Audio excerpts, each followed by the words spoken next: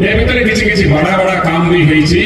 Raigarh block पे बहुत खुशी र खबर आपण मानकर बहुत दिन रे दाबी थिला रायगढ़ ब्लॉक रे गोटे सरकारी डिग्री कॉलेज खोलिबा में हमर प्रिय मुख्यमंत्री सरकार डिग्री कॉलेज खोलिबा पे अनुमोदन दैछथि एई वर्षरो रायगढ़ रे